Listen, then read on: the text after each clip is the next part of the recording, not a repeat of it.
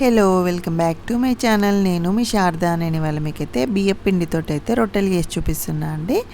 ఒక కప్పు బియ్యం పిండి తీసుకొని జల్లించుకోవాలి. అలాగే వాటర్ కూడా నీరు ఒక కప్పు దాకా వాటర్ తీసేసుకొని ఇందులో కొంచెం సాల్ట్ వేసేసుకొని అవి కొంచెం బాయిల్ కానివ్వాలి.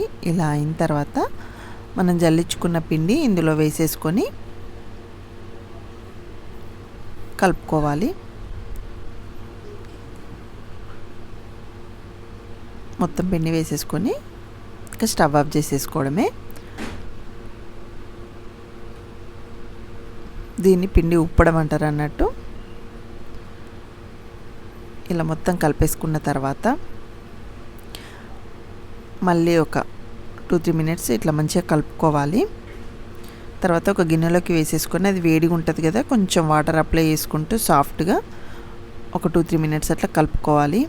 ఇదైతే నేను మా అమ్మతోటి చేపిస్తున్నా అండి. బియ్యపిండి రొట్టెలు నేను ఇంతవరకు చేయలేదనే దానికన్నా ట్రై చేయలేదు. నేను ఎప్పుడు ట్రై చేయలేదు ఇవి.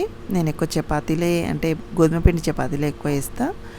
సో మా అమ్మ అయితే ప్రజెంట్ చేతితోటి చేస్తుంది. కింద కొంచెం పిండి వేసుకొని పైననేమో కొంచెం వాటర్ అప్లై చేసేసుకుంటూ స్ప్రెడ్ చేసేసుకుంటుంది. మనకు నచ్చినంత వేసేసుకోవచ్చు. కొన్నిసార్లు పిండి బాగా సాఫ్ట్ అయినా అట్లా ఇట్లా అయినా కొంచెం ఎక్కువ స్ప్రెడ్ కాదు. ఇలా స్ప్రెడ్ చేసేసుకోవడమే. ఇలా చేసేసుకున్న తర్వాత కాల్ చేసుకొని ఒక 2 చపాతీలు అయితే కాలవడం కూడా చూపిస్తున్నాను అండి. మొత్తం కలిసి అయితే ఒక 3 రొట్టెలు అయినాయి.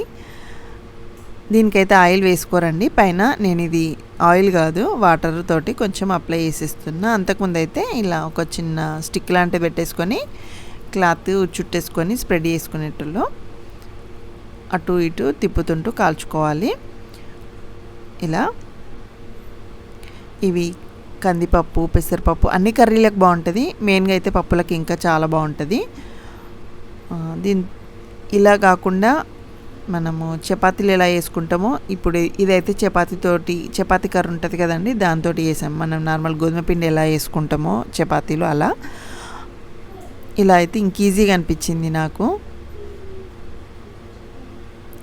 ఒకవేళ ఇట్లా చేతితోటి ప్రెస్ చేయరాని వాళ్ళైతే ఈజీగా మంచిగా రొట్టె పీట పైన కొంచెం పిండి స్ప్రెడ్ చేసేసుకొని మన నార్మల్ చపాతీలు ఎలా వేసుకుంటామో అలా వేసేసుకొని ఇలా కాల్చేసుకోవడమే.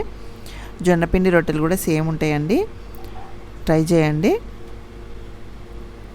ఎంత పొంగిందో చూడండి, లేయర్ లాగా కనిపిస్తూ ఉంటుంది. ఇవి మా చిన్నప్పుడైతే మేము టీలో తినేవాళ్ళం ఎక్కువ.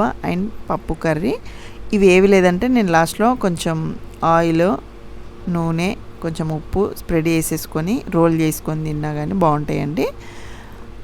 నేను దాన్ని షార్ట్ కూడా పెట్టాను, ఇంట్రెస్ట్ ఉంటే చూడండి. ఇలా బాగుంటుంది, తప్పకుండా ట్రై చేయండి. నా ఛానల్ని సబ్స్క్రైబ్ చేసుకోండి. Thank you.